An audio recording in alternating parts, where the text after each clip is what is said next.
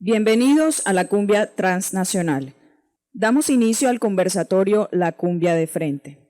En este encuentro, el curador, coleccionista e investigador musical Carlos Mario Mojica, Don Alirio, conversará con Mario Galeano Toro y Pedro Ojeda, los creadores de Frente Cumbiero, para conocer a profundidad el panorama cumbiero, la radio, las bandas nacionales actuales, el purismo y lo ortodoxo en el contexto cumbiero, la plataforma de lanzamiento que ha sido el Frente Cumbiero para poner en el ojo del huracán universal a un fenómeno musical como la cumbia y la cultura que la rodea. Don Alirio es el alter ego de Carlos Mario Mojica Campo, barranquillero residente en la ciudad de Medellín, picotero, curador, selector, coleccionista e investigador musical con énfasis en el estudio y la protección de los sonidos de América Latina y el continente negro. Su selección musical rinde homenaje al barrio, a los bailes populares y a los sistemas de sonido ausentes de pretensiones, donde se profesa devoción a un único elemento que es la música.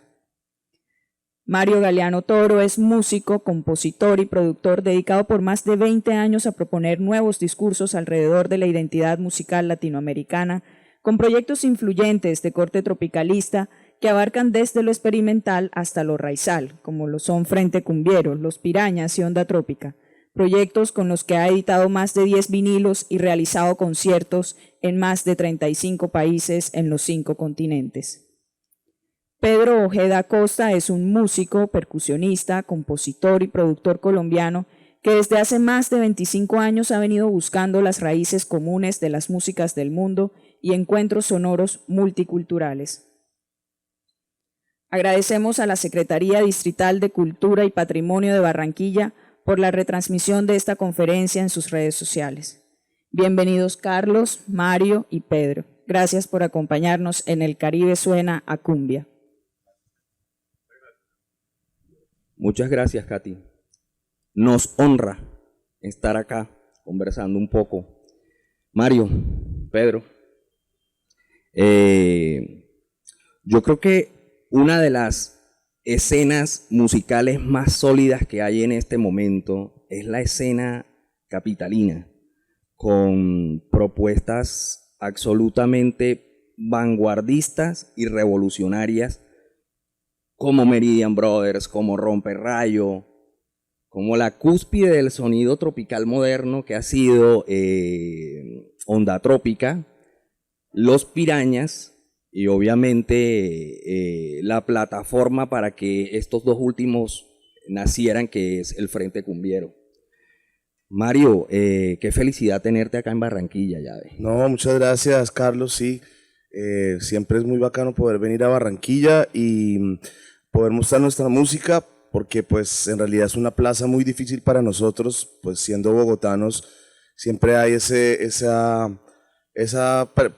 preconcepto alrededor de lo que puede ser, entonces siempre está súper potente venir acá. Yo me acuerdo que hubo un momento cuando estábamos trabajando en el libro de los 30 años de Latina Estéreo, tuve la fortuna de conversar con el maestro Julio Ernesto Estrada Fruco, y hubo un momento en la carrera de los Corraleros de Majagual en el que se cambió, eso fue en el año 65, en el que se cambió la caja vallenata por los timbales, porque el mismo Fruco lo dijo, pero a los manes les hacía falta un percusionista, sí. Y un muy jovencito, Julio Ernesto Estrada, llega y dice: hey maestro, yo quisiera probar el asunto. Y en coro todos los corraleros costeños le dijeron: ¿qué vas a saber esa vaina tú, pelado?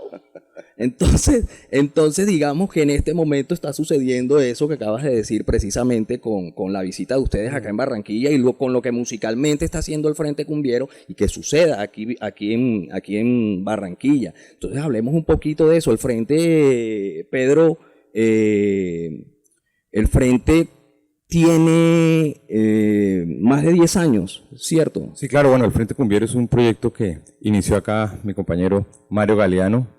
¿En qué año fue eso? Eso es del 2006. 2006, claro. Cuando Mario se gana una beca, ¿cierto? Una convocatoria y puede viajar a México, a Puebla, ¿cierto? Y allá grabas una primera, digamos, unas primeras composiciones con una banda sinfónica de Puebla, ¿no? A ver, cuéntanos más, Mario. Sí, no. Como tal, el nombre de Frente Cumbiero surge en el 2006. Tiene que ver con varios hechos importantes que tienen que ver con esa diáspora fuera de Colombia alrededor de la cumbia. Por un lado, lo que decía Pedro, una beca del Ministerio de Cultura y del FONCA de México que me permitió ir por 3 meses a investigar qué era lo que estaba pasando en México con la cumbia. Entonces estuve en Monterrey un mes, estuve en Ciudad de México un mes y estuve en Puebla en otro mes. Cada uno, pues bueno, en Monterrey con la rebajada, en Puebla con la sonidera y en Ciudad de México como pues epicentro también de muchas otras cosas. Pero el otro ángulo súper importante es que en ese mismo tiempo yo ya había empezado pues bueno, ya conocía a Dick el Demasiado, que es un personaje muy importante holandés, pero que tiene una carrera en Argentina, y Dick me invitó a participar del Festicumex, que es el festival de cumbia experimental que se iba a hacer en Holanda. Entonces, ahí mismo en el viaje de ir a México, me fui para Holanda y ahí conozco como a todo el parche argentino, que estaba pues la gente de Fantasma, estaba Gaby Kerpel, estaba Axel Krieger, estaba Manu Chaler, estaba Sonido Martínez. Y entonces como que en un lapso de 2 meses, 3 meses, como que se me hizo evidente un mapa gigante, el cual no tenía ni idea que existía. O sea, lo había leído sobre él, lo había como investigado en textos, pero no lo había visto como en persona. Y después de esa experiencia de conocer a todo ese parche, ya fue que se decidió como bautizar el grupo así, que en un primer momento se llamaba el Frente Cumbiero Transnacional. Era el nombre largo del proyecto, del combo, el Frente Cumbiero Transnacional. Pero bueno, luego ya le pusimos Frente Cumbiero para no hacerlo tan largo. Nosotros acá en Barranquilla tuvimos la fortuna de tener en concierto, recuerdo, en Rancho Deli, en la playa, a Dick el Demasiado. Y fue hace ya un tiempo, y fue absolutamente grandioso y también como muy revelador, porque cuando tuvimos a Dick haciendo ese concierto acá, me pude dar cuenta de lo transgresor que el tipo estaba haciendo con un fenómeno como la cumbia. Sin embargo, entré como en ese cuestionamiento, porque es que empiezas a darte cuenta, de hecho, que mucha gente fuera del contexto musical del Caribe colombiano, en donde obviamente la cumbia debería tener un protagonismo absoluto, estaba sucediendo algo, y era que más bien estaba desapareciendo. Entonces te das cuenta cuando llega un tipo como Dick, empiezas a ver lo que el hombre está produciendo a nivel experimental y dices, pero wow, esto que está sucediendo a nivel cumbiero me parece increíble, y me parece mucho más increíble que exista como ese respeto por algo como la cumbia colombiana, y que aquí se esté perdiendo, porque de una u otra forma, siendo Colombia, digamos, como el país creador de eso, en Colombia se está perdiendo demasiado. Claro. No solo la creación, porque la creación prácticamente acá no se está haciendo absolutamente nada. No sé si podría estar sucediendo eso a nivel un poco más subterráneo en las provincias, no sé, diría yo que no. Pero también entra uno, Mario, como a ese dicho de, hey, pero ni lavas ni prestas la bateas. O sea, porque te molesta que una agrupación que no sea del Caribe colombiano esté haciendo cumbia, pero acá tampoco la estás haciendo. Claro. No, y por ejemplo el caso de Dick es bien diciente, porque obviamente Dick todavía es más desconocido, y siendo un holandés además que empezó a hacer un tipo de cumbia experimental muy de avanzada en el año 2000, ¿cierto? O sea, hace más de 20 años que Dick empezó a hacer su vuelta. También habla de precisamente eso, cómo va tomando vuelo sin que acá nadie dé permiso ni sin que nadie valide nada, porque en el arte nadie necesita una validación para hacer las cosas. Y bueno, otra cosa muy importante también es que pues Dick es un artista plástico de formación, y su acercamiento a la cumbia tiene que ver también con un statement de arte, ¿no? De cómo a través del performance tener también un discurso. Y fue bastante pues nos influenció a nosotros muchísimo los discos de Dick, y el hecho de haber tocado con él en esos festicumex y ver la forma en la que el hombre estaba sacando su sonido. Además también tenía una página web como ultra de avanzada en el año 2002-2003. Tenía unas páginas web que eran como unos laberintos, eran como unas obras de arte.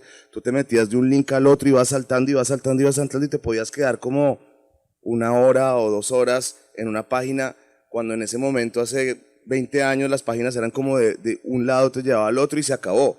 Esto era como un laberinto, cada uno con una canción, o sea, un proyecto de verdad muy, muy importante, y dentro de las influencias primeras, digamos, en cuanto a el performance y a la hora de buscar un camino, ese camino experimental fue importante. Aparte que se convirtió como en el músico así epítome o protagonista de un sello disquero como Nuevos Ricos, que estaba conformado por cualquier cantidad de propuestas que absolutamente transgresoras, y ver como algo como Digel demasiado ahí involucrado con ellos y haciendo un homenaje a nuestra cumbia y a la diáspora cumbiera que hay en toda Latinoamérica, porque bueno, igual Mario, digamos que en Colombia también se desconoce lo que ha sucedido a nivel cumbiero en países como Chile, como Bolivia, como Ecuador, como México, Perú, y eso también de una u otra forma, digamos que es necesario que también se conozca. ¿Qué opinas en este momento, Mario, de lo que está sucediendo? No sé si siga sucediendo, creo que de pronto puedes tener más conocimiento que yo a nivel de producción cumbiera en países latinoamericanos. Pues en este momento esa producción está totalmente estallada, o sea, eso es una cantidad de discos, bandas de chicos muy jóvenes. O sea, por ejemplo, ahorita, hace una semana estábamos en México tocando con El Frente y conocimos a una banda que se llama La Cachimba, que son de Jalapa, una ciudad que viene de tradición de son jarocho, ¿cierto? Y una ciudad con un ambiente cultural muy importante, una de las universidades públicas y uno de los conservatorios más importantes de México está en Jalapa.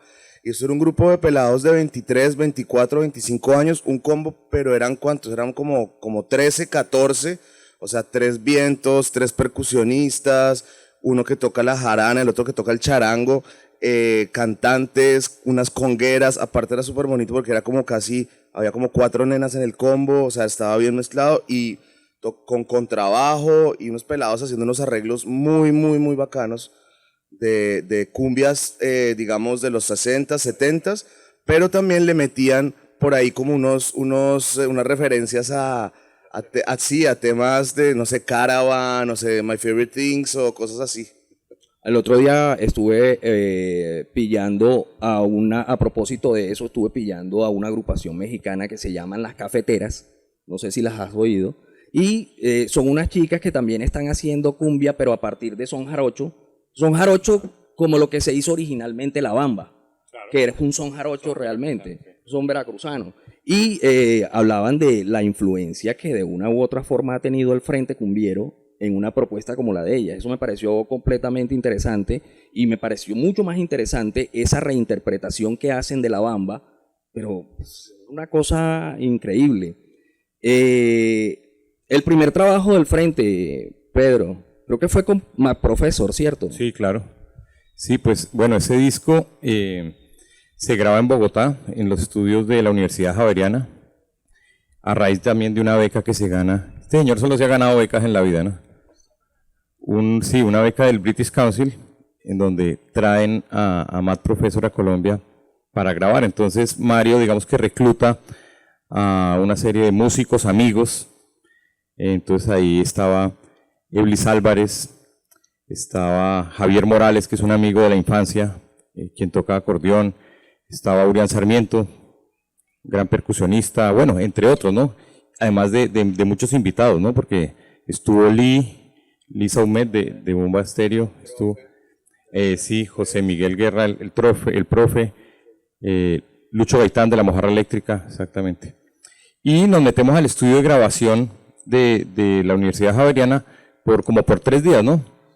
Y ahí se grabó pues bajo digamos, la guía de Matt Professor, él escuchando todo y como parchando ahí en el estudio. Entonces fue un proceso bien bonito con más profesores. Pedro, a mí sí me gustaría saber en qué momento, digamos, se toma o se lleva a cabo como ese proceso de creación de un álbum en donde confluyen la cumbia y el dub.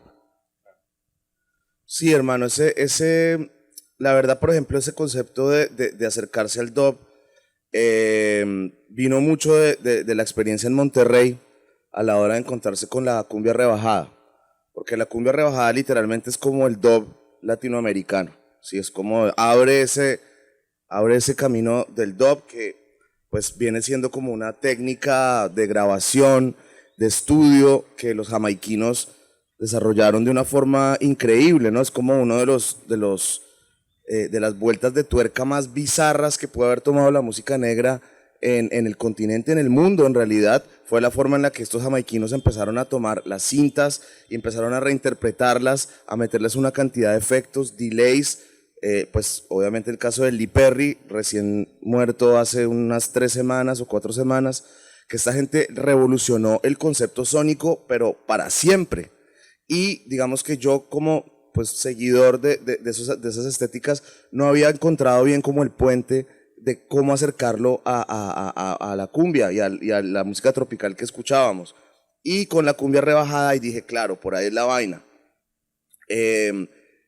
Entonces, por suerte, como decía Pedrito, hemos tenido siempre unos aliados muy importantes para poder hacer estos proyectos. El caso del British Council, ¿cierto? Esto todo surge de una convocatoria que me llegó a mí al correo, al email, que decía que el British Council estaba buscando productores colombianos para hacer colaboraciones con productores ingleses. Y cuando me llegó la información, yo, wow, qué nota, pues aquí tengo unas ideas, pero vi que en la fecha de cierre de la convocatoria, hacía 3 días se había cerrado. El correo me llegó tarde, o yo no abrí el correo a tiempo y no lo vi.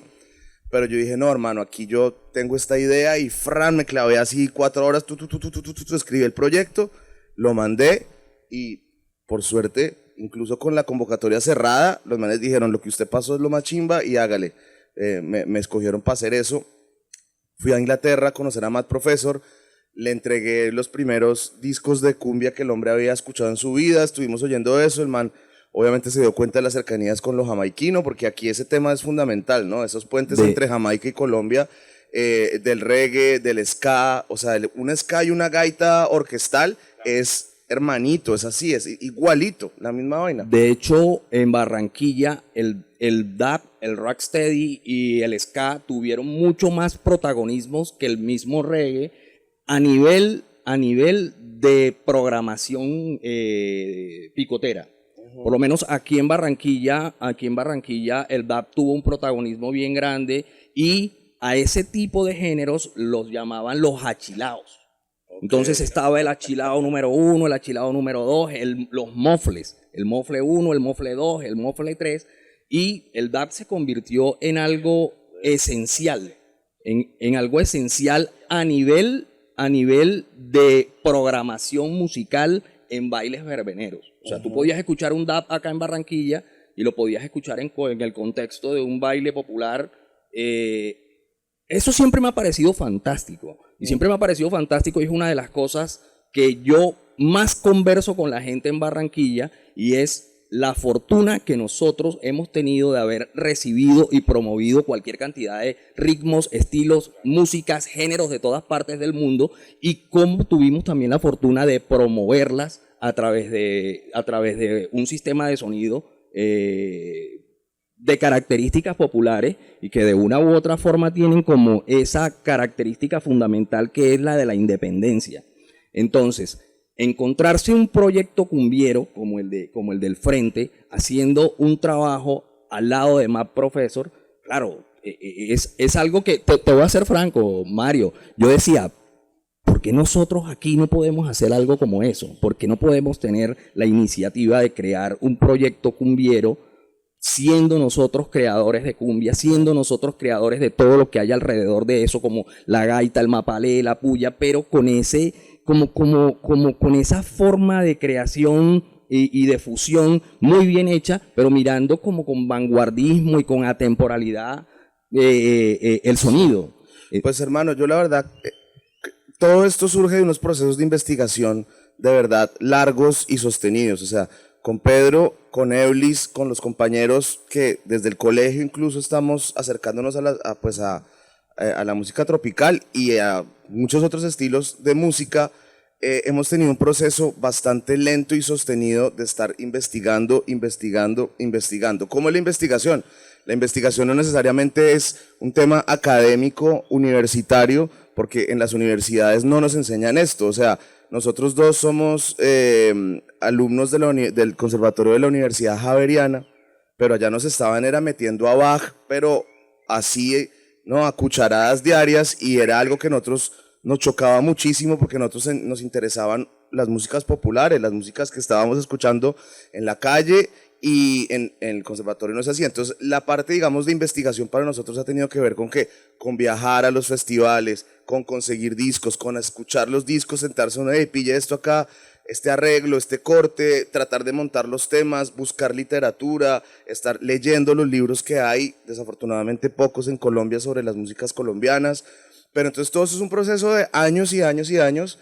O sea, esto que estamos hablando del disco con Band Professor es algo que se graba en el 2009, y nosotros estamos tocando juntos desde el año 92, 93, 94, o sea, ya para ese momento llevamos 15 años, 10 años, desde los 12 años, de estar dándole, ya hemos escuchado todo el jazz, ya hemos escuchado muchas cosas de música electrónica, y entonces ya pues uno en ese momento tiene ya un concepto maduro. Aparte también habíamos estado fuera del país estudiando, ya para ese momento, que también es importante. Nosotros nos fuimos desencantados del tipo de educación que nos daban en el conservatorio, y yo literalmente me busqué un conservatorio por fuera porque yo quería aprender de qué es la música africana, qué es la música árabe, cuáles son las músicas del resto del mundo, ¿no?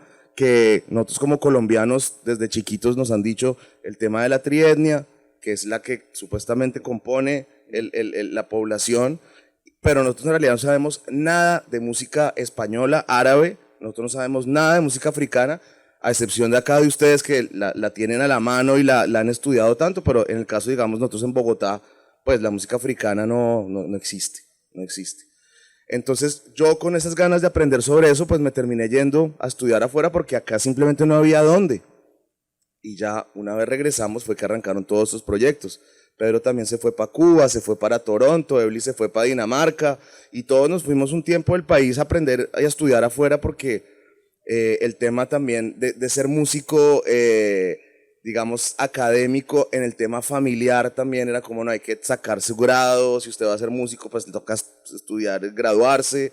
Y ya para ese momento de que llegamos al frente ya teníamos un recorrido muy grande con proyectos anteriores, que es también importante de nombrar, porque hay un grupo que es como la génesis en realidad de todo este ambiente del cual nosotros hacemos parte, que se llama el Ensamble Polifónico Vallenato, que creo que es una banda que más de uno, si llegara a escucharla, se iría de espaldas, porque es bien frita y es súper atonal, es súper ruidista, y con unas letras súper surrealistas, de Javier, de Eblis, y es una banda muy, muy potente, que fue en realidad lo que nos llevó a seguir por ese camino, Pedrito, ¿no?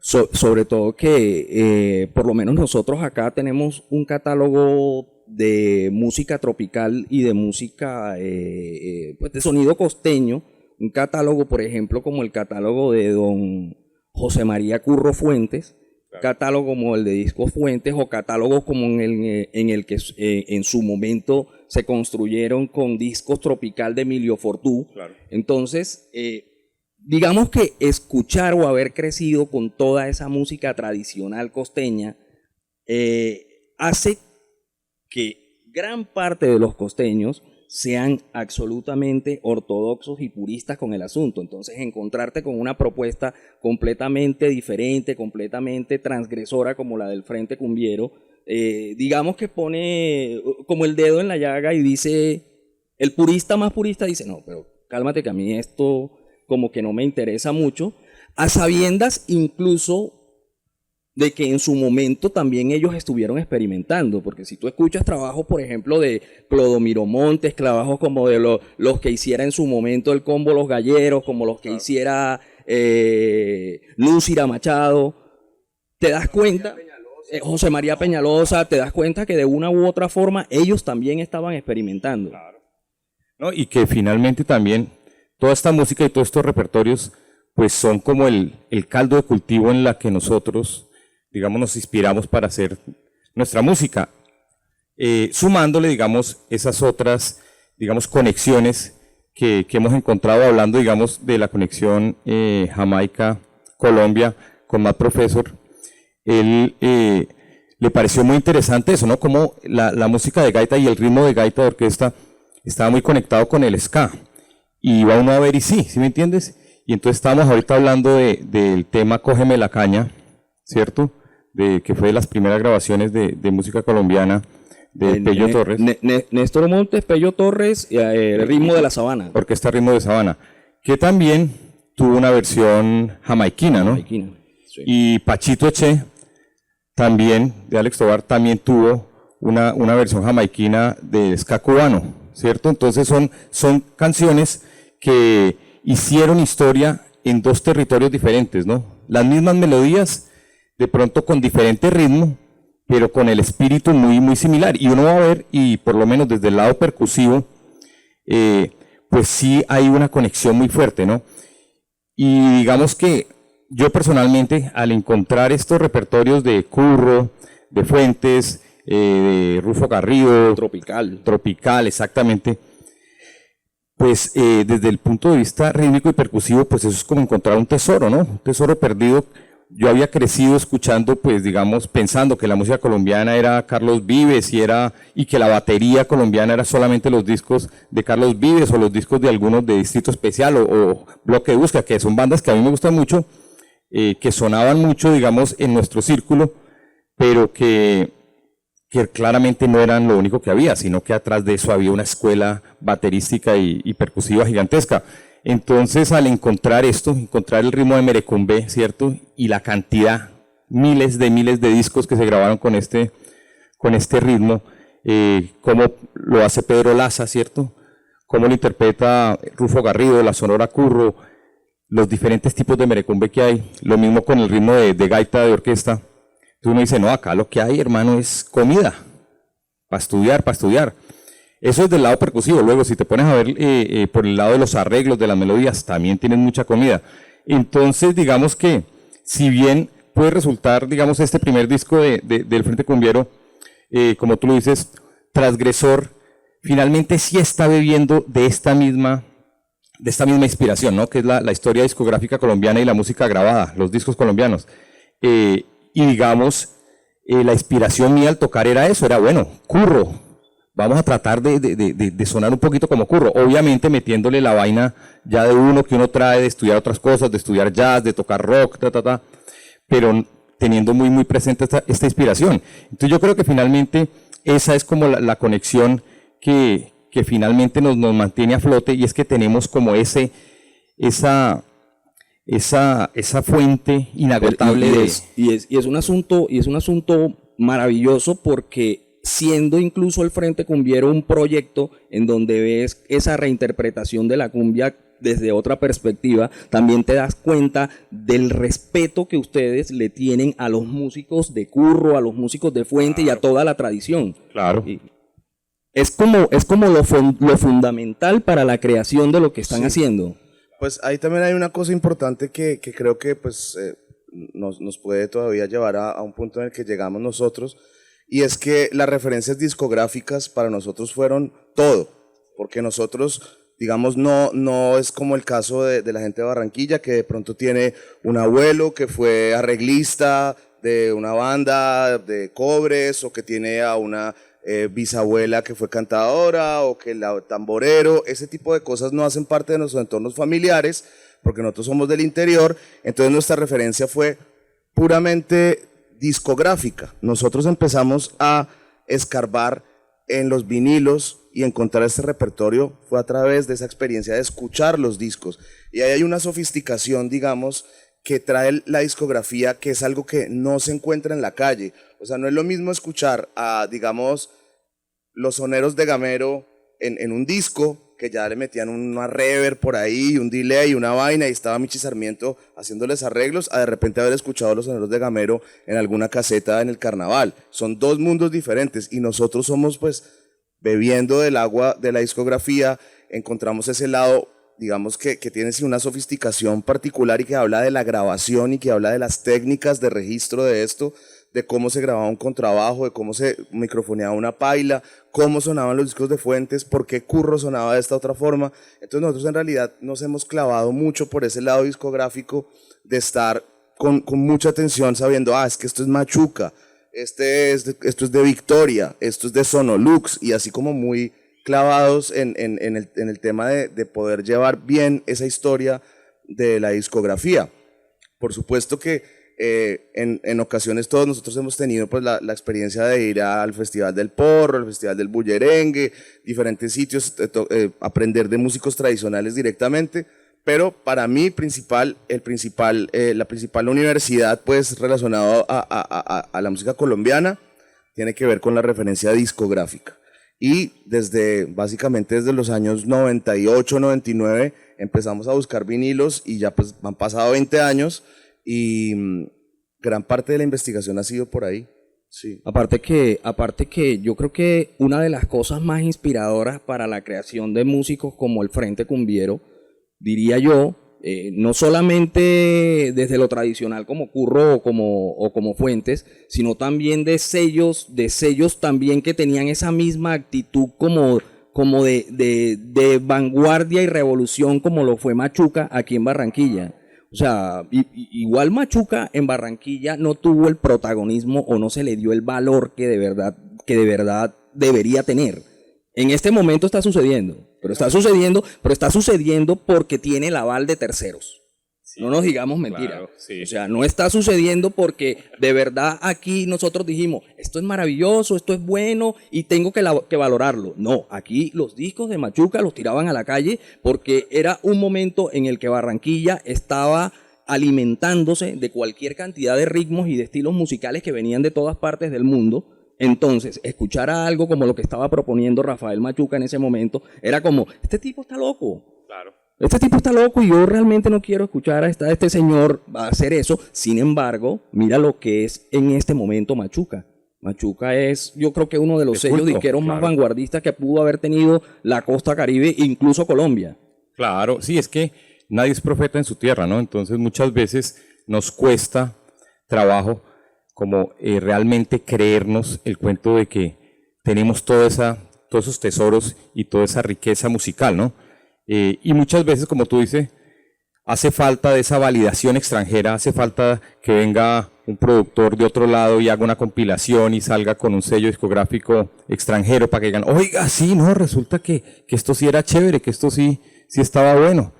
Pero entonces sí, la invitación es a esa, ¿no? Que no necesitamos esa validación, sino que el Junior de Barranquilla yo creo que tiene uno de los himnos más vanguardistas que se hayan hecho en la historia del fútbol en Colombia, y fue un himno que se hizo en Machuca con Brando, que fueron entre otras cosas los músicos que hicieron la primera reinterpretación de un tema. Bueno, cuando se estrenó Fiebre del Sábado por la Noche, la película de John Travolta, acá en Barranquilla, Rafael Machuca ese mismo año y grabó con Cumbia Siglo XX una reinterpretación de Staying Alive de los Bee Gees, pero en cumbia. Claro. Y en este momento... Con caja vallenata y guacharaca, claro. Eso fue algo que sucedió en esa Barranquilla de finales de los 70. Y en este momento... Ese disco de Machuca, Staying Alive, total. Es una vaina que yo, no sé, y uno viniendo también de escuchar muchas otras vainas, uno encuentra esas similitudes, esos puentes, que también son los puentes importantes de hacer. Por ejemplo, nosotros cuando arrancamos a tocar, teníamos 13 años, 12 años, y estábamos muy influenciados por una banda sonora de la película Rodrigo de No Futuro, de Víctor Gaviria, que es una película que habla de las escenas de sicariales de Medellín en los 80s, en las comunas, y esta gente tenía unas bandas de punk bastante con un golpe muy agresivo y bueno, mucha calle. Y nosotros empezamos a tocar un poco de niños jugando a querer armar una banda como Mutantex, por decir algo. Y luego, cuando, no sé, uno encuentra personas como Juancho Polo Valencia, ¿cierto? Y uno empieza a escuchar la música de Juancho Polo, es inevitable, para nosotros fue inevitable hacer ese puente como, hey, Juancho Polo es como los Mutantex, pero en versión con acordeón y con caja vallenata. Claro. Sí, ahí hay una cosa que es igual, y ahí es cuando empezamos a cortar con esos preconceptos, esas barreras mentales que uno cree que no, es que cómo el punk y el vallenato pueden coexistir. Bueno, Juancho Polo es un punketo con toda, por más de que él nunca haya escuchado punk y él nunca haya tenido ningún tipo de cercanía con ese sonido, pero en esencia hay una cosa que hermana, sí, tiene esa vaina. Y el viejo Alejo Durán, en medio de las grabaciones, simplemente le importaba 5 lo que estuviera sucediendo y decía, hey, pero sírveme el trago que estoy pasmado. Y lo hacía en medio de una grabación, y esa es una actitud absolutamente punkera.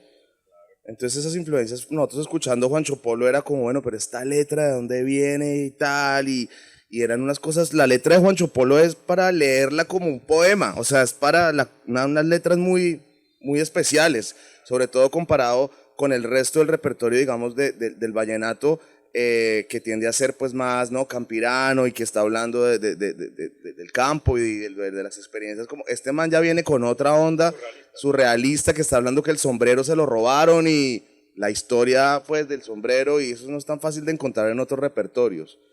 Entonces sí, Juancho Polo a nosotros también nos marcó bastante. Empezamos a escuchar mucho de los corraleros, pues que era música que escuchábamos en la casa, ¿cierto? Que nuestros padres escuchaban, que escuchaban las fiestas, pero nosotros empezamos a tener como un interés, oiga, esto suena chévere, ¿no? ¿Y cómo se toca esto? También, digamos, Guillermo Buitrago, que es una música con la que hemos crecido. Yo creo que muchas de las familias colombianas, ¿cierto?, crecieron con esa música, era música que mis abuelos escuchaban, pero también nosotros, unos pelados de 14 años, oyendo esa música, ¿cierto?, en el año 92, 93, tocando esas canciones, con guacharaca, con guitarra, con batería, como que ya había ahí esa semillita de decir, oiga, ¿cómo podemos tocar esta música? ¿Cómo podemos hacerle nuestra visión, nuestra interpretación a estos ritmos? Y yo me acuerdo que fue algo muy, muy natural, o sea, a mí nadie me dijo, oiga, tóquelo así, o esto se hace así, sino que uno escuchaba la canción y lo tocaba, ¿cierto? ¿Qué ritmo tocaba yo? Pues un ritmo así como medio tropipop, como medio champetero, medio champetú, que tampoco es que nadie me lo hubiera enseñado, eso ya como que también uno lo venía así, se escuchaba por ahí y tal.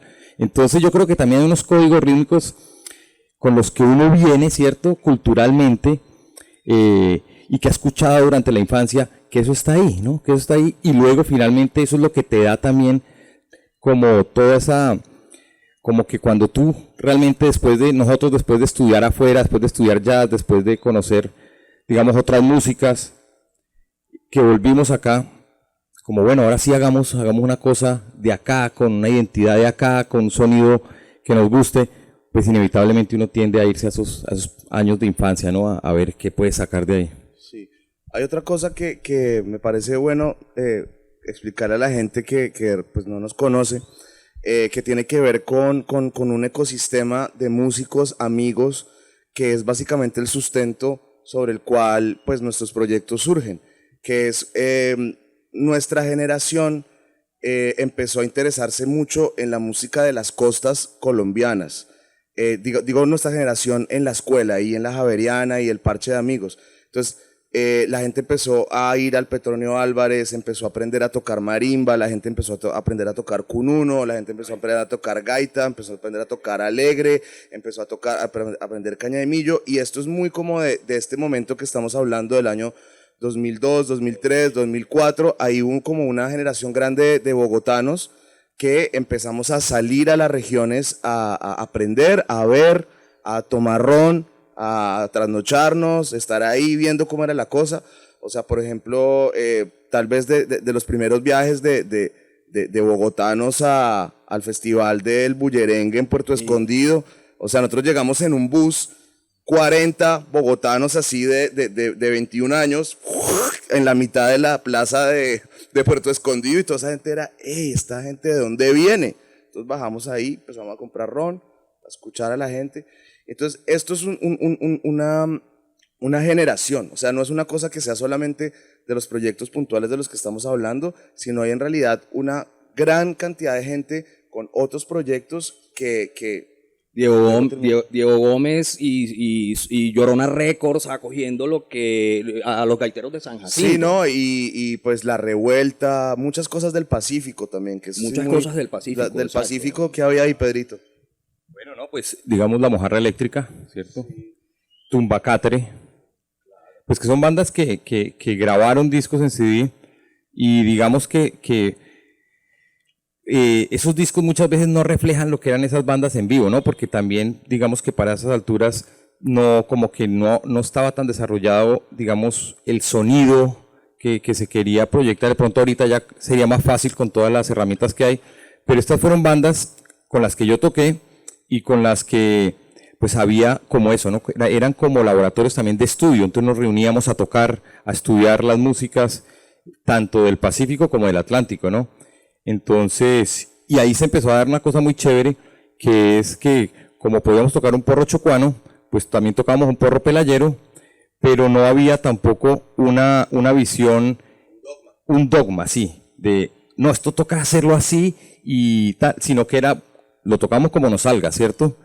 Y yo personalmente siempre tenía como esa visión de, bueno, una cosa es estudiar la música, estudiar a los maestros, tal, pero cuando ya uno va a tocar, ya es uno, ya no es el maestro ni ni lo que estudió, sino ya es, bueno, uno como músico y yo creo que es muy importante eso también al momento de uno acercarse a las músicas, que obviamente se necesita un rigor de estudio y mucho respeto al uno estudiarlo, pero luego cuando uno ya va a hacer su música y va a tocar, pues ya uno tiene que estar en una situación de horizontalidad con la música, porque si no de entrada ya estás así, ya estás perdiendo, ¿cierto? Porque ya pierdes el golpe, porque ya, ay, no, es que no lo estoy haciendo bien y tal. Entonces, claro, cuando uno ya va a hacer música, ya toca es de frente y tirarse al agua, ¿cierto? Así no lo sepas hacer, pero bueno, si te metiste en esto, ya tienes que meterle todo el corazón y toda la cañaña.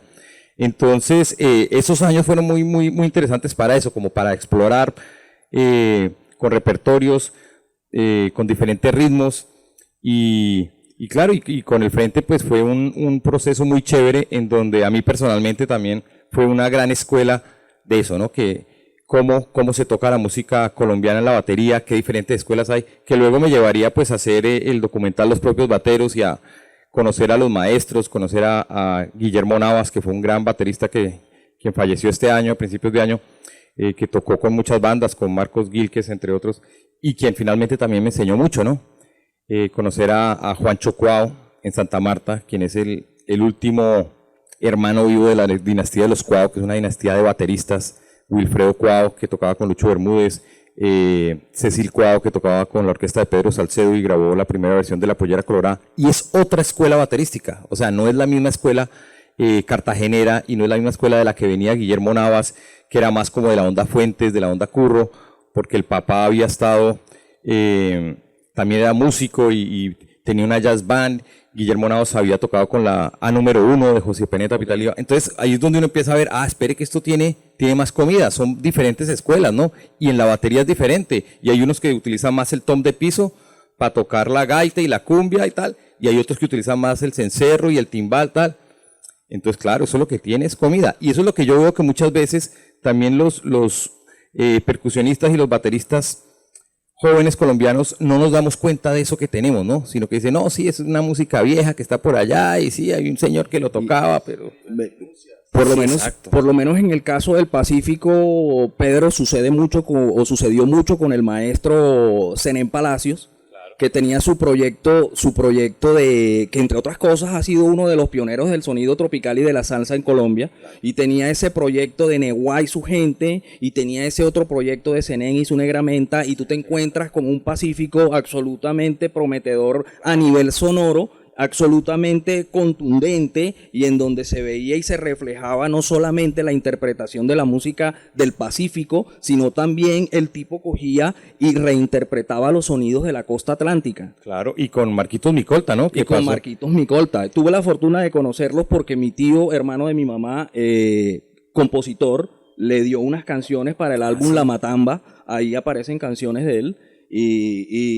Hombre, te encuentras con unos músicos completamente atemporales también y que de una u otra forma también se han perdido como ahí. Claro. Ahí Y digamos, con Onda Trópica fue muy bonito eso, ¿no? Con Que Onda fue la Trópica. oportunidad también de primera mano de aprender y de compartir con estos maestros, ¿no? Con Pedro Ramayá Beltrán, con pues el gran Michi Sarmiento, quien ahorita está un poco delicado de salud, con Wilson Viveros, uno de los grandes bateristas y percusionistas de este territorio, bueno, Rey Pérez, gran pianista, ¿no? Venezolano. Venezolano, quien también vino, estaba Alfredito recordando. Linares. Alfredito Linares. Entonces, háblanos un poco de Onda Trópica, Mario. Onda Trópica, Mario, yo creo que es una de las propuestas del tropicalismo más poderosas que puede tener en este momento Colombia. Yo creo que la labor, cuando sucedió lo que sucedió, sin ser como lo más parecido, sí pensaba mucho en lo que pasó con la Buenavista Social Club y Ray Cooder.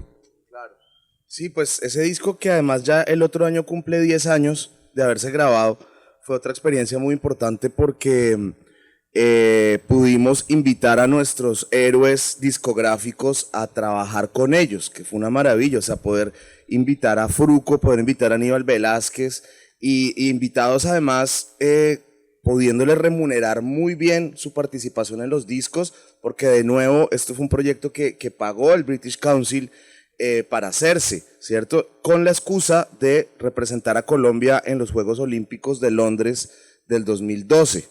Entonces, el British Council patrocinaba una banda por continente para hacer presentaciones en los Olímpicos. Y gracias a los buenos caminos que el disco con Mad Professor tuvo, el British Council dijo, bueno, usted ahora está encargado de hacer este otro proyecto. Me lo votaron así de una. Y ahí, pues, me junté con Quantic, el compañero inglés, para hacer ese proyecto. Y un apoyo económico tremendo que nos permitió ir a Discos Fuentes, alquilar el estudio por 5 semanas. Ya no se puede. Alquilar el estudio por 5 semanas, buscar a Mario Rincón, buscar a Luis Rincón, o sea, como bueno, ¿quiénes fueron los ingenieros de los discos así chimbas que uno escucha? ¿Quién grabó a Fruco? ¿Quién grabó a Landero? ¿Quién grabó? Mario Rincón. ¿Dónde está Mario Rincón? Ahí está Mario Rincón. Mario, venga, el señor obviamente feliz, y así empezamos a llamar a todos los músicos, y de verdad ese disco, que desafortunadamente en el país es bastante desconocido y bastante pasa de agache, es una joya discográfica, es el último disco que se grabó en Discos Fuentes antes de que esa vaina la cerraran. Y la edición como tal es una edición de 3 LPs con un 45, son como alrededor de 35 temas, y donde está Fruco, Alfredito Linares, Aníbal Velázquez, Un disco Ramayá, bellísimo, donde un disco bellísimo que si tienen la oportunidad de conseguirlo y de escucharlo, háganlo. Onda Trópica Sí. es... Y entonces digamos que eso es una cosa importante para nosotros, es como gastarnos la plata en las cosas que de verdad nos mueven el corazón, o sea, fácilmente, porque ver un proyecto con mucho dinero, es más, pues para decirles las cifras, yo me acuerdo que ese año el disco que más plata le metieron en Colombia fue un disco de Juanes, que le metieron 300 millones de pesos, ¿cierto? Y a nosotros el British Council nos dio 400 millones de pesos para hacer este proyecto, de los cuales perfectamente yo pude haberle dicho a Quantic, hermano, vea, vamos a meternos cada uno 150 millones de pesos al bolsillo y nos quedan 100 para hacer esta vaina, y nos gastamos toda la luca, incluso más. Yo terminé poniendo plata extra para completar el disco. Hicimos cosas como pasar directo de la cinta, todo grabado en cinta, ¿cierto? Todo grabado en máquina de cinta. Pasar directo de la cinta al disco. Solo ese proceso costó en ese momento como $25,000. Una vaina así que es como una plata que se fue así en un segundo. Pero precisamente por esas cosas y esas decisiones artísticas es que esos discos terminan sonando así, porque no son decisiones, no es una cosa de negocio, ni nosotros, o sea, nosotros toda la vida hemos estado con nuestros proyectos muy en la guerra, muy ahí al margen de estar haciéndolo sostenido. Nosotros vivimos de ser músicos, nosotros no tenemos otros trabajos, y entendemos cuál es nuestro lugar y cómo funciona nuestro oficio, y siempre estamos ahí en ese punto, ¿no? De estar buscando cosas, cómo podemos hacer la nueva grabación, cómo podemos sacar lo otro, y no estamos para lucrarnos, o sea, nosotros no somos músicos porque esto sea lucrativo, ni porque esta vaina sea de fama, o porque esta vaina sea de prestigio, sino porque simplemente es el camino de vida que escogimos y pues ahí seguimos por ahí. Entonces, bueno, ese disco sí fue muy bonito. Fueron como 70 músicos en total, sumando el primer disco, que es este que les digo, grabado en Discos Fuentes, y el segundo que lo grabamos en Providencia con músicos isleños, que fue como ya la otra parte que queríamos como conectar con el Caribe anglo, ¿no? Y el segundo lo hicimos en Providencia, total como de 70 y pico de músicos.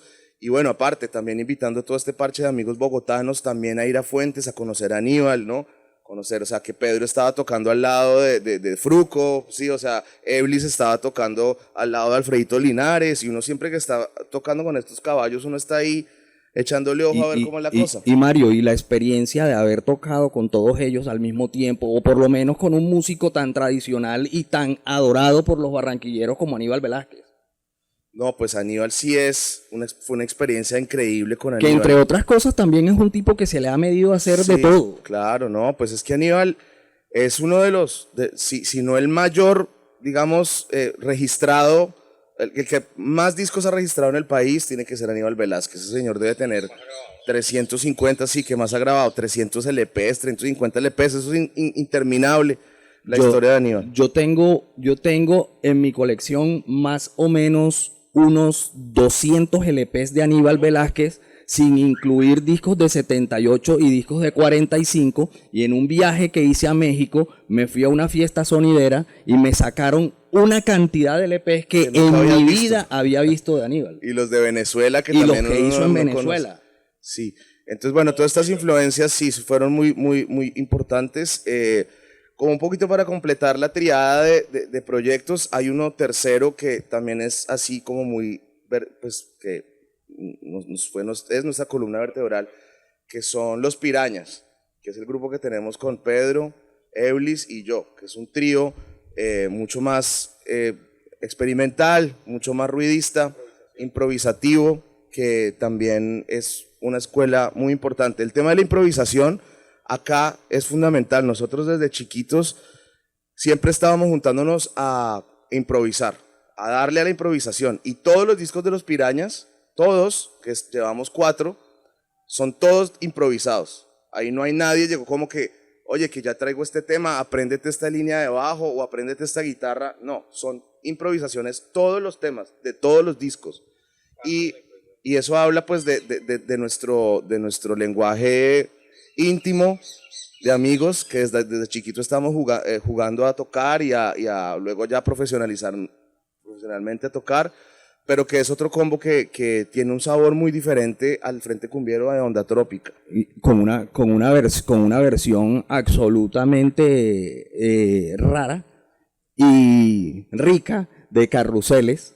Claro. De Carruseles, que creo que podría ser el clásico de la música tradicional colombiana y que creo que pudo haber sonado en las casas de toda Colombia. Claro, el Sexteto Miramar, ¿no? Es el conjunto Miramar, y a propósito de eso, ahí voy, llegamos 10 años después a la creación de un disco como Cera Perdida, en el que trabajan de la mano, pues de la mano no colaboran, trabajan en un tema que Llegaron los Montañeros, sí, con Jairo y Freddy Grisales del conjunto Miramar. ¿Qué tal? Sí, no, pues fue muy bonita esa experiencia en Medellín. Fuimos a tocar, ¿eso cuándo fue? En el 2019, ¿verdad? Sí. 2019, tuvimos un concierto en Medellín y pues invitamos a Jairo y al hijo a que nos acompañaran al estudio de grabación. Y bueno, y la verdad es que ver tocar a Jairo Grisales, ese acordeón es hermosísimo, ¿no? El hombre tiene un sonido muy hermoso en el acordeón y una cantidad de repertorio, una cantidad de canciones. El acordeón de Jairo Grisales del conjunto Miramar, en esas grabaciones que tuvo el conjunto con Seida, Codiscos, sí, es un acordeón absolutamente distinta al acordeón tradicional. Bueno, él empezó esa tocando... forma de interpretación, sí, una forma de interpretación, por lo menos escuchar una versión como la Cumbia del Sol claro, de Seida en esa acordeón de Jairo. Es una cosa que te lleva como a wow, ¿qué es esto tan increíble? No, y él desarrolló también su propio lenguaje en el acordeón de botones, ¿no? Porque pues muchos de estos acordeoneros de Medellín y de este sonido paisa tocaban el acordeón de teclas, ¿no? Jairo empieza tocando el acordeón de teclas, pero luego se pasa al de botones y ahí es donde como desarrolla su estilo.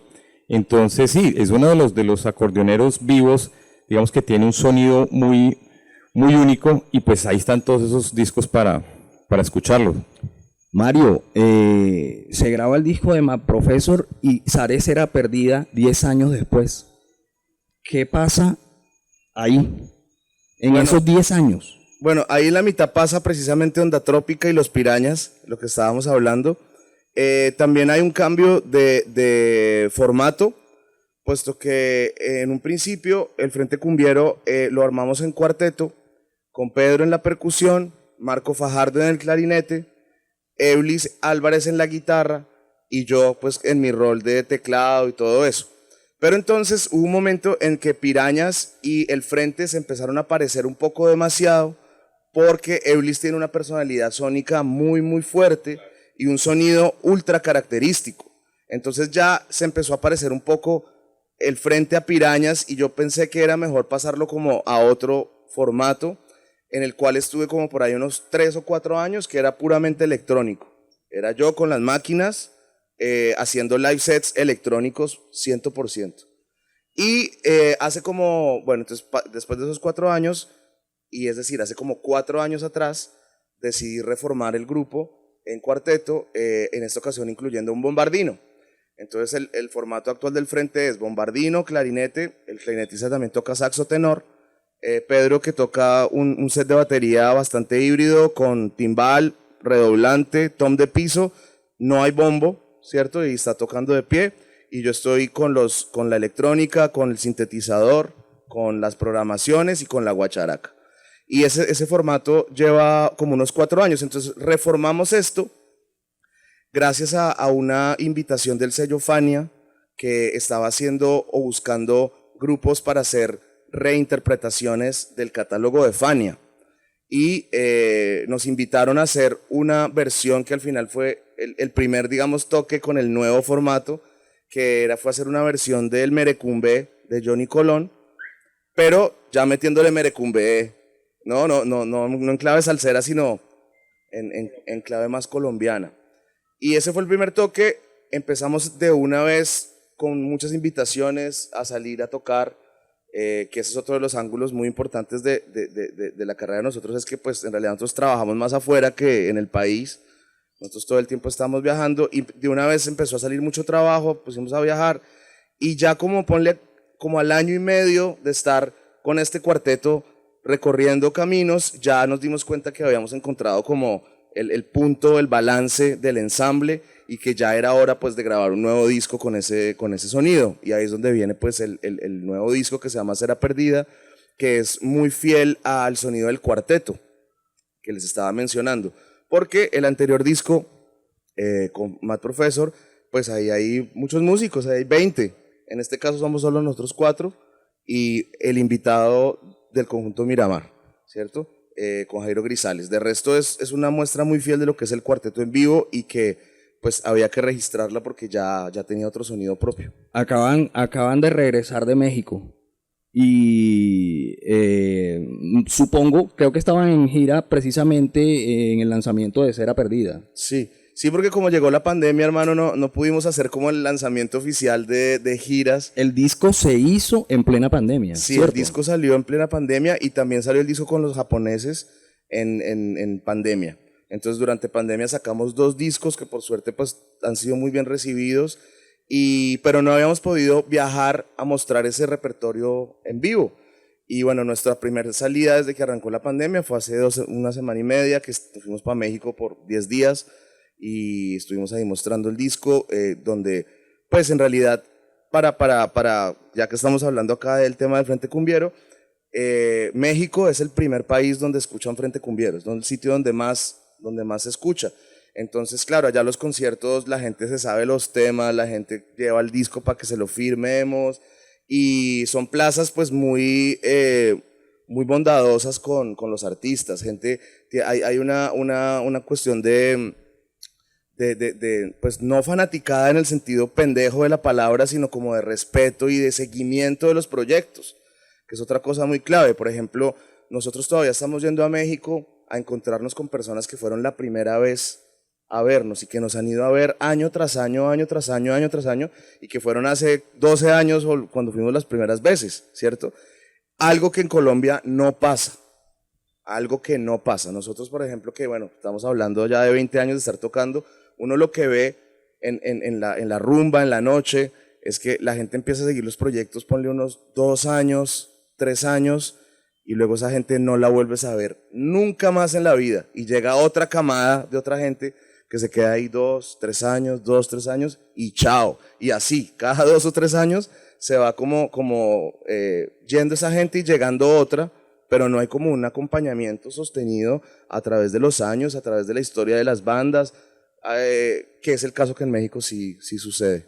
Pero es que en México, en el momento en el que aparece un fenómeno como el breakdance, el hip hop, ellos se ponían las grabadoras al hombro, era con cumbia.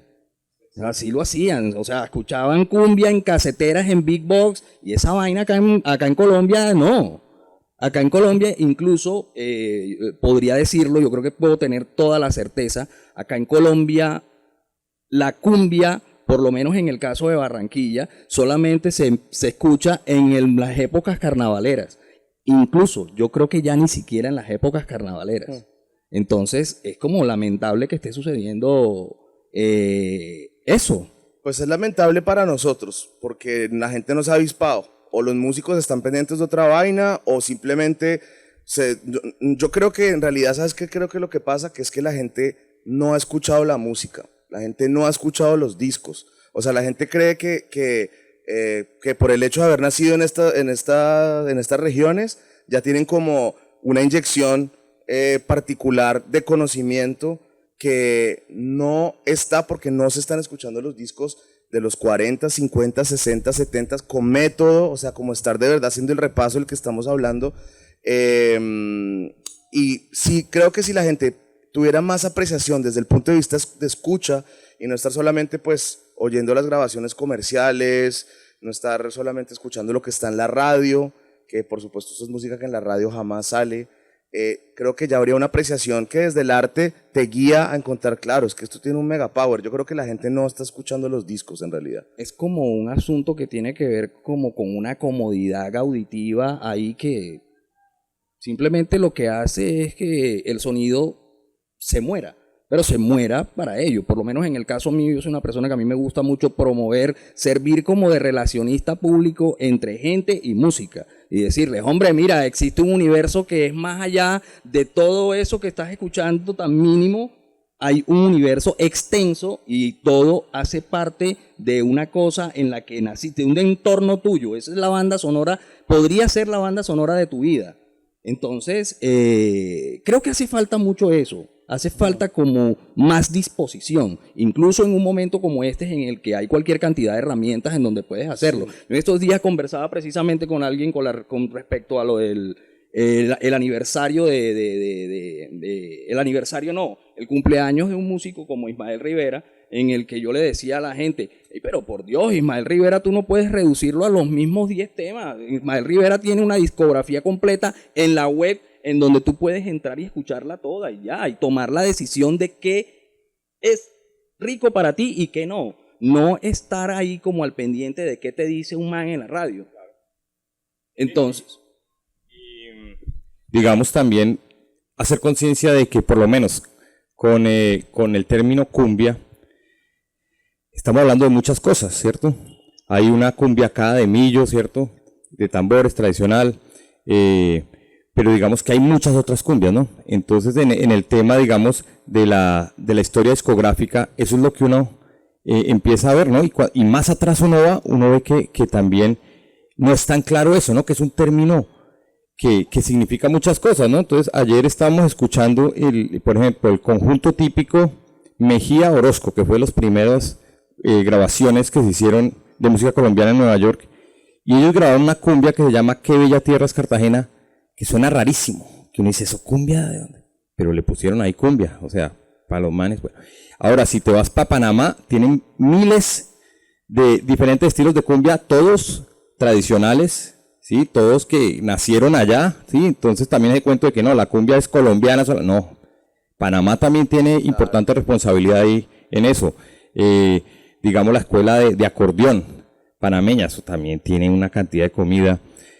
Y digamos que entonces también nosotros, como colombianos también creo yo, hemos caído un poco en el cuento de que no, sí, entonces ¿qué es la cumbia? Y uno cree que ya por saberse 2 canciones, ya entonces ya conoce lo que es la cumbia. Y no, resulta que, o sea, tiene que conocer las cumbias y saber que es una cosa muy amplia, que se utilizó como una cuestión también de marketing en un momento para abrazar, ¿sí? Para poner un abanico de muchas cosas que no eran lo mismo y que fue también una cuestión transnacional para vender un sonido, pero que eso, digamos, tiene muchas cosas. Entonces cuando tú hablas de cumbia, digamos, en México, están diciendo gaita, el ritmo de gaita de orquesta, ¿sí? Tienes todos los discos de Pedro Laza, de Rufo Garrido, Merecumbé, ¿cierto?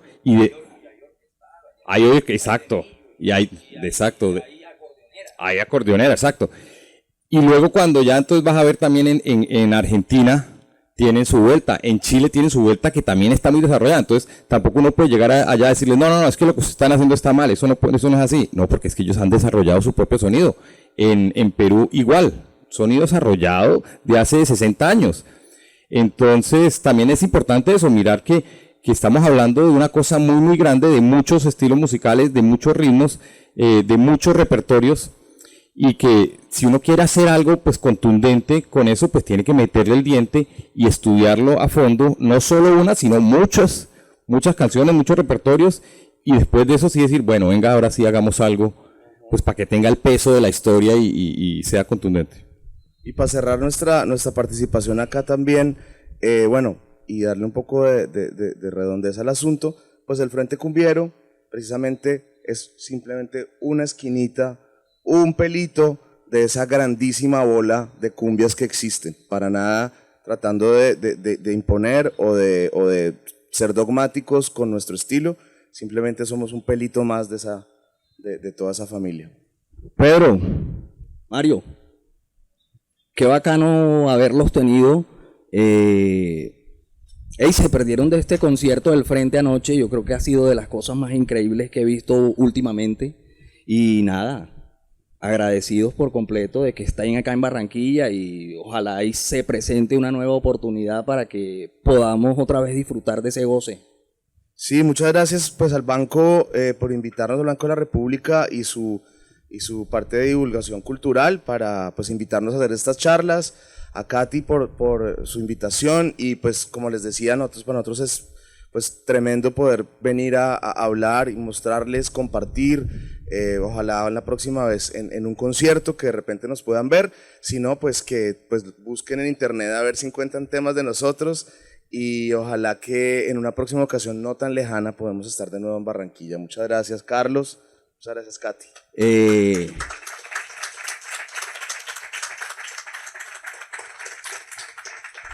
De pronto les gustaría preguntarles algo aquí a don Gilberto Marenco.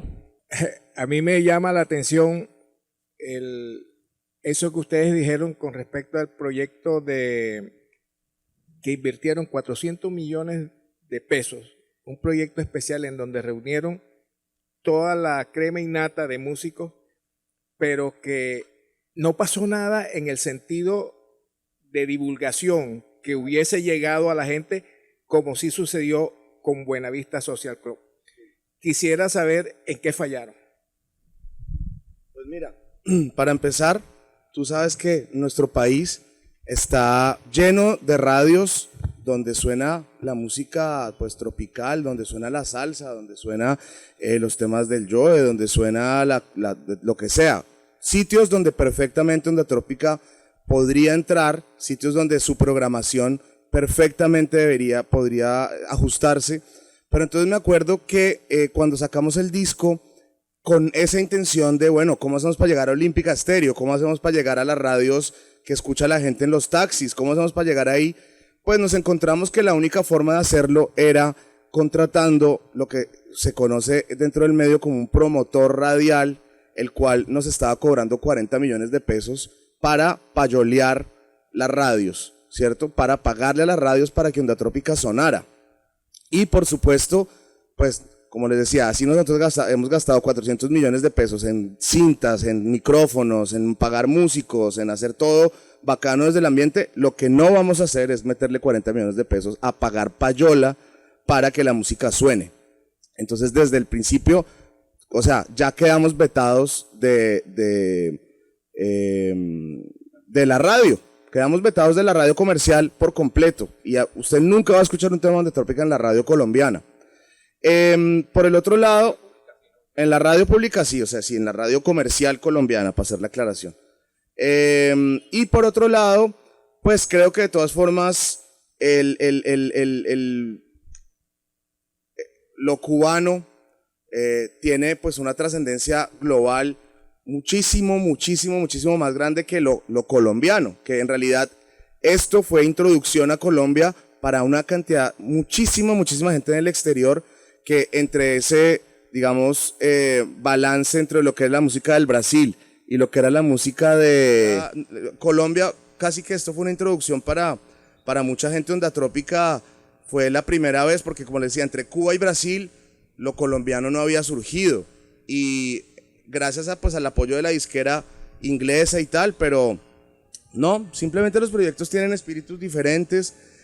Por lo que yo sí puedo decir de mi lado es que pues no estuvimos dispuestos a pagar payola, no quisimos pagar esos 40 millones de pesos que nos pidieron, y ahí ya pues ahí quedamos. Bueno, desde ayer con el señor Galeano yo he venido observando como un reclamo recurrente acerca de el posicionamiento de su música en la región Caribe. Digamos que a nivel de otros territorios ustedes no tienen ningún problema, porque tú acabas de mencionar que, bueno, son más aceptados. ¿Cuál es la expectativa que ustedes tienen de que se genere ese posicionamiento? ¿Cuál es su interés que tienen de que nosotros los que habitamos esta región escuchemos su música? Bueno, en realidad el reclamo trasciende la región Caribe por completo, porque, por ejemplo, trasciende a otras partes del país también, ¿no? Por ejemplo, a Medellín, a Antioquia. Nosotros solíamos, o sea, creo que ahorita estamos más regionalizados que en un buen tiempo atrás. Antes, hace 10 años, por ejemplo, estábamos yendo 4 o 5 veces al año a Medellín, había mucha más vuelta. Ahora casi que si vamos una vez al año a Medellín es como golazo, de puta, vamos a Medellín a hacer un concierto. Creo que las regiones están con muy poca interacción y muy poco diálogo, y nosotros siendo un grupo pues del interior, este es el diálogo que necesitamos hacer, así como nosotros estamos acogiendo constantemente a cuando va Abelardo, cuando va Aníbal, cuando va las cantadoras de Bullerengue, cuando va todo, estamos acogiéndolos a ellos en los espacios en Bogotá, vamos a sus conciertos, estamos comprándole los discos, estamos participando en los mismos espacios.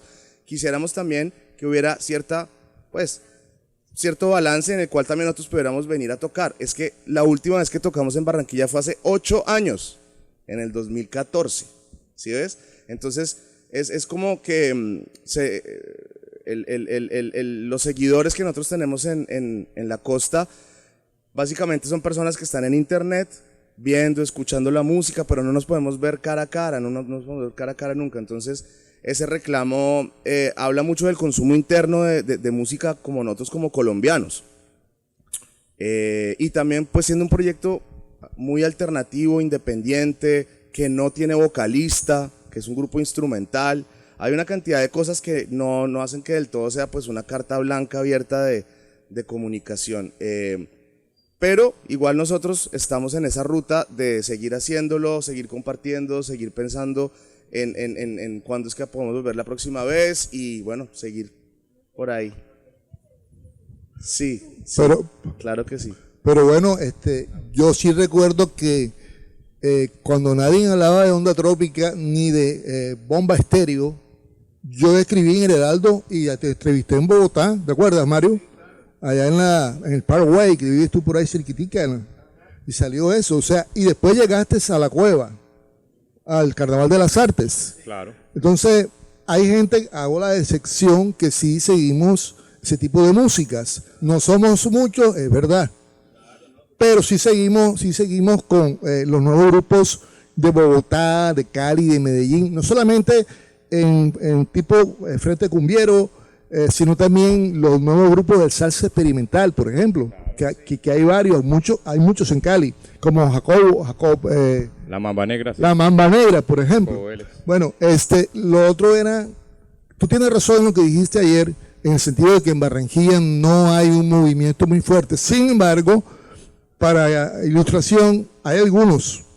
Por ejemplo, hay algunos grupos de jazz que tocan cumbia, muchachos. Ellos tocaban en la Cueva de los Miércoles, que se llamaba Miércoles de Jazz, una fundación que se llama Tambores, por cierto.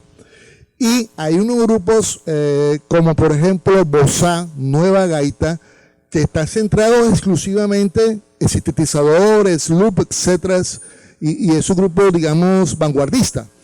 Incluso Tato Marenco, no tiene nada que ver con Gilberto, creo, son primos, ¿verdad? Tato Marenco también ha venido haciendo lo mismo y ahora mismo está nominado al Grammy latino en Mejor Álbum Tropical. Para finalizar, lo de que Juancho Polo Valencia es vallenato, yo lo pongo medio en duda, porque lo que pasa es que hay una tendencia en Colombia a aglutinar todo lo que sea acordeón como vallenato. Entonces no nos hemos delimitado claramente que hay un acordeón típico barranquillero, José Gutiérrez, Aníbal Velázquez, Morgan Blanco, vaya a contar.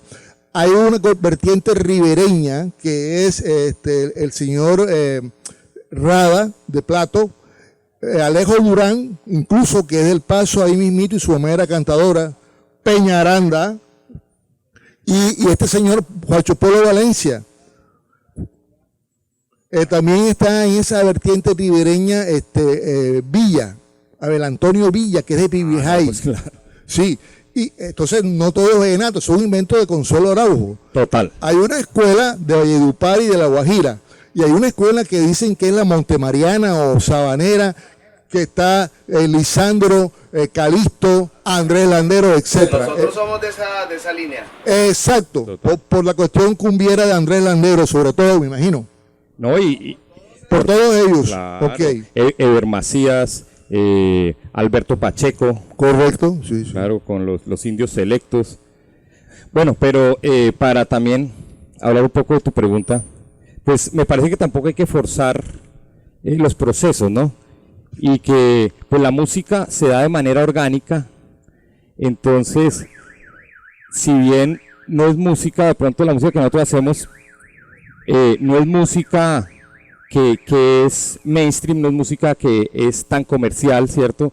Y de pronto no encaja en los cánones de la radio comercial, ni de aquí, ni de Bogotá, ni de muchos lados, pues es otro tipo de música que sí tiene un potencial, pero muy de nicho, ¿no? Entonces, de pronto acá hay un grupo de personas que le gusta esta música y la escucha y la conoció por internet, y así también en otras ciudades y en otros países y en Japón y en Europa, y así es mucho como nosotros también hemos creado nuestra carrera, ¿cierto?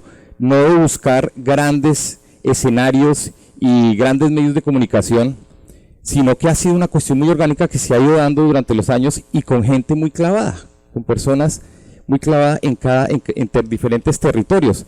Entonces yo creo que así es como se desarrolla esta música. Nosotros tenemos amigos también acá, pues barranquilleros y de la costa, que también hacen, digamos, contenido, digamos, alternativo, experimental, también muy influenciado por la historia discográfica, tanto colombiana como mundial, ¿cierto?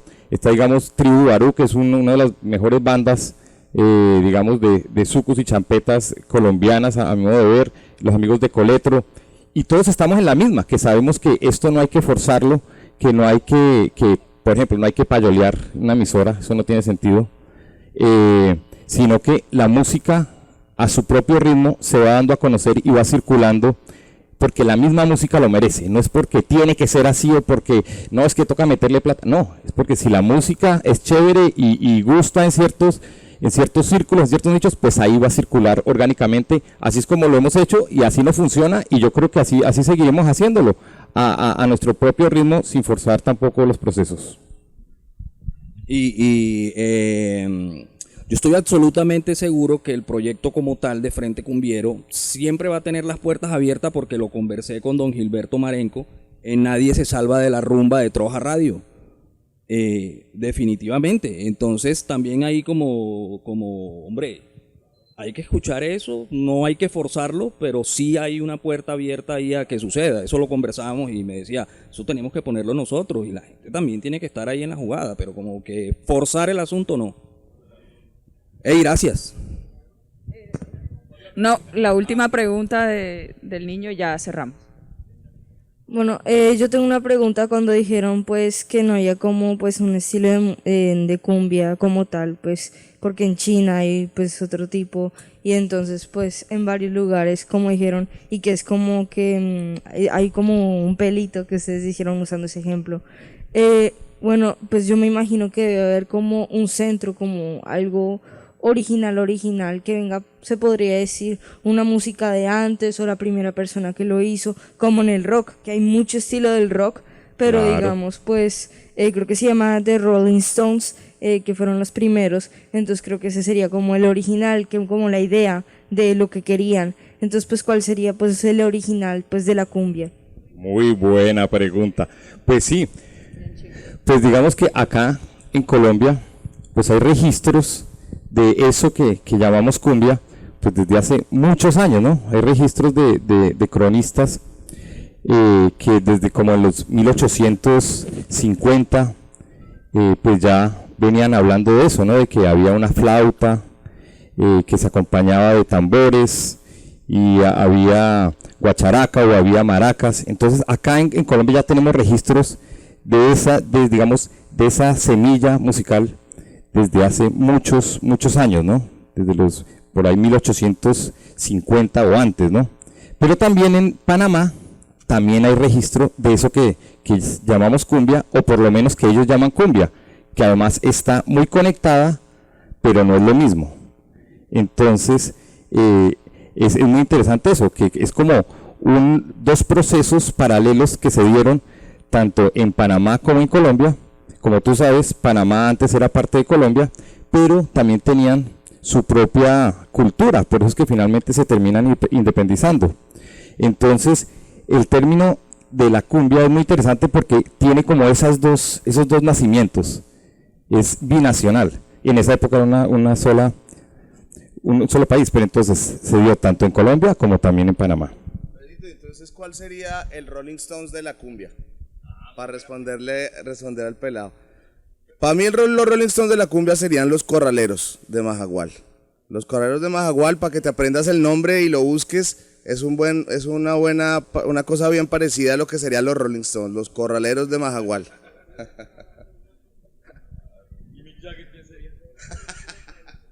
Bueno, listo. Hey, gracias por habernos acompañado. Gracias. Gracias, Katy. Y nada, seguimos conversando más adelante. En cualquier otro momento.